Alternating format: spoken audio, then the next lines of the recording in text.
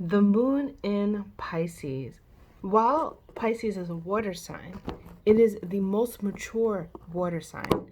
And because of this, the moon's energy becomes extremely important in Pisces. The emotions don't as much have time to be felt and by the person and by others around them. The emotions are now going to be useful, powerful, and deeply intuitive. This is where we gain one of the truest positions. There's several different positions that you can find this to be, but one of the truest positions of a psychic is the moon in Pisces. Pisces is the end of the zodiac. So the moon here is not just about being sophisticated like the energies in the fall, it's about the end. It's about the finale of emotions. What is the truest output, right, of emotions? And that is because when they're at their most mature, when they're at the end, you have this incredible ability and power to access realms outside of the human body, outside of the human consciousness, and deeply into the subconscious, where all of the true answers lie, right? So the moon in Pisces is extremely intuitive. They are constantly tapping in to the ethereal realm. This could be on their consciousness when they're awake. This could be definitely when they're sleeping.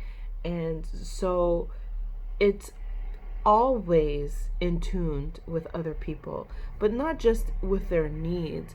And in fact, the moon in Pisces may not necessarily want to meet people's needs. I mean, it is gaining a lot of emotional fulfillment in servicing people, but it's about servicing people on a level of high compassion and spirituality.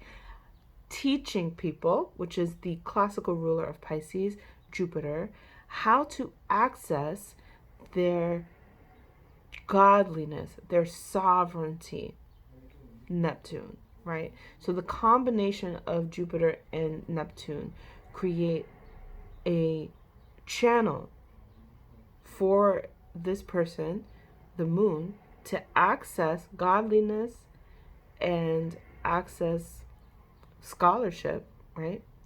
Teaching through the emotions. So when they feel, right, they are feeling on levels that are deep from the subconscious and pulling out of them the truth, like the truth of life, the truth of the afterlife, and the compassion, the overall compassion of others. So this personality isn't one to hold on to grudges.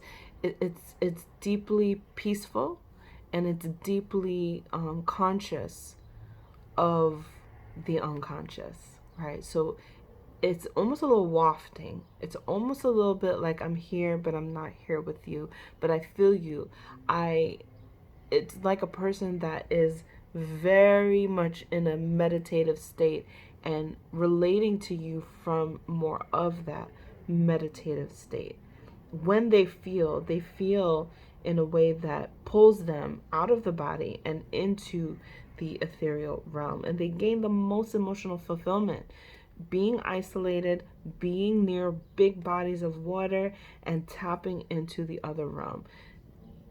They need a bridge to the other world so that they aren't lost in the third dimension and the regular emotions of humanity, right? Because people get angry and upset about the littlest things. This energy is so far beyond mature. They don't want to get upset about little things. They don't want to get into petty fights. They want to be in this space of eternal consciousness, happiness, peacefulness. And so that is your moon in Pisces.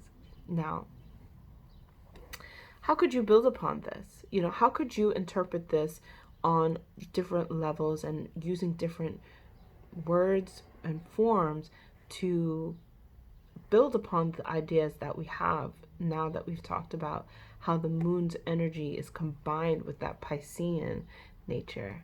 Okay? That's the moon in Pisces.